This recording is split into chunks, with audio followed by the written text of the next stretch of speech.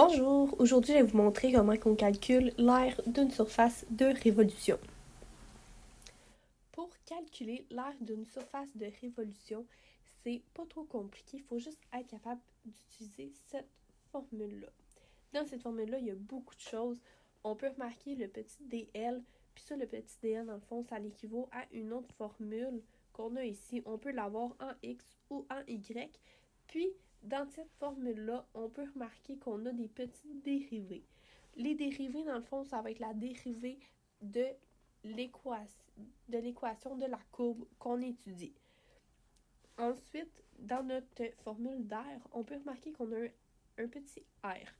Donc, le r, ça représente la distance de la courbe jusqu'à l'axe de rotation. Ensuite, comment on sait comment différencier nos équations en dx ou en dy, comment on sait quand utiliser laquelle. Quand on utilise la celle en dx, c'est quand que l'intervalle qui délimite la surface est donné en fonction de x, puis quand on utilise notre formule en fonction de dy, c'est lorsque l'intervalle qui délimite la surface est donné en fonction de y. Donc, par exemple, si on vient regarder mon petit graphique en bas, on peut remarquer que mon axe de rotation est en jaune juste ici. L'axe de rotation est toujours donné dans l'énoncé du problème. Ensuite, notre petite courbe, ici, j'ai pris y est égal à 1/2 x2. Puis, on peut poser que l'intervalle qui délimite la surface, c'est x est élément de 0 jusqu'à racine de 3. Donc, comme c'est énoncé en x, je vais utiliser le dl qui est en fonction de dx, juste ici. Par la suite, pour, dans le fond, trouver r, ici, il faut faire le point de droite moins le point de gauche. Donc, à droite ici, on a plusieurs x qui, dans le fond, changent dépendamment du point qu'on choisit. Et à gauche, on a un 0. Donc, notre r sera x moins 0. Donc, notre r est équivalent à x. Donc, dans cet exercice-là, on vient évaluer l'aire de la surface de révolution obtenue, dans le fond, autour de l'axe de rotation, qui est l'axe des ordonnées que j'ai mis en jaune. Puis, la courbe, l'équation, c'est dans le fond, x est égal à la racine de 25 moins y2. Puis ici, dans le fond, on a notre intervalle, on a nos bornes. On peut commencer par trouver, dans le fond, c'est quoi notre r. Donc, notre r, c'est un point de droite moins un point de gauche. À droite, dans le fond, on a toutes les x sur de la courbe. Donc, on peut marquer ça moins 0 parce que notre axe des ordonnées est sur, dans le fond, l'axe de rotation est sur l'axe des ordonnées, puis que tous les x sont équivalents à 0 sur cet axe. Ensuite, notre x, on peut venir le remplacer par ce qu'on sait. Donc, on sait que c'est 25 moins y2. Donc, on a trouvé notre r. Ensuite, ce qu'on peut venir faire, c'est la dérivée. On vient dériver l'équation de la courbe qui est la racine de 25 moins y2. Pour, dans le fond, être capable de dériver ça, on va venir remplacer la racine par son équivalent qui est l'exposant 1/2. Pour dériver un exposant, on vient mettre, dans le fond, la valeur de l'exposant fois la racine.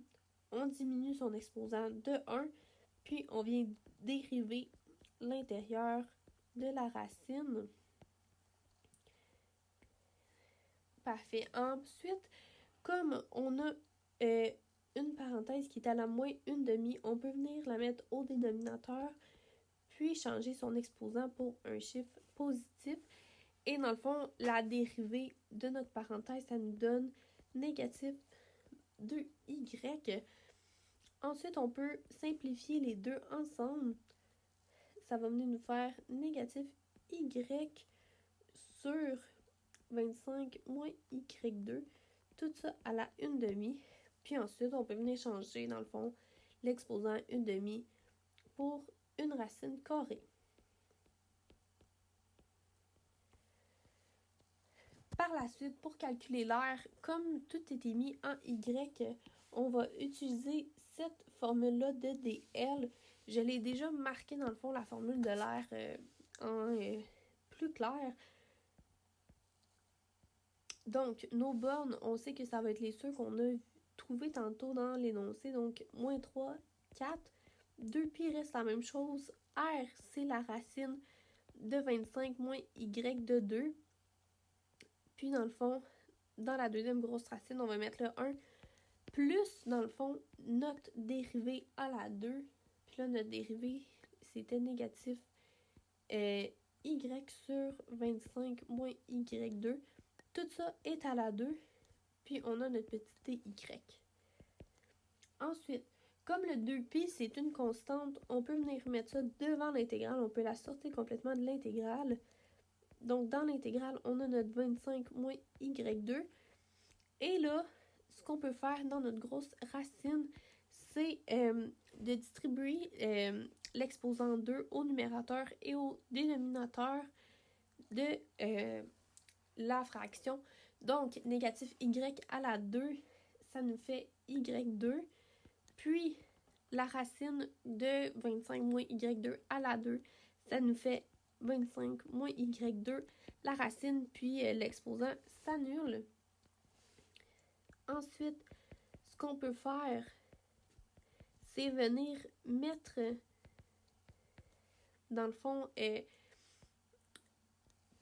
nos deux termes sur le même dénominateur dans notre grosse racine.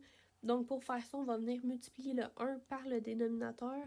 Donc, le 1 devient 25 moins y2. Ensuite, on a un plus y2 sur le même dénominateur des y. Par la suite, on peut continuer. On a encore notre 2π. Nos bornes sont les mêmes. Ce qu'on peut faire, c'est venir annuler nos y2. Donc, on a 25 sur 25 moins y2 avec une racine et le dy. Ensuite, encore dans cette racine-là, comme c'est une fraction, on peut venir, dans le fond, l'appliquer au numérateur et au dénominateur. Donc, au numérateur, la racine de 25, ça va nous faire un beau 5.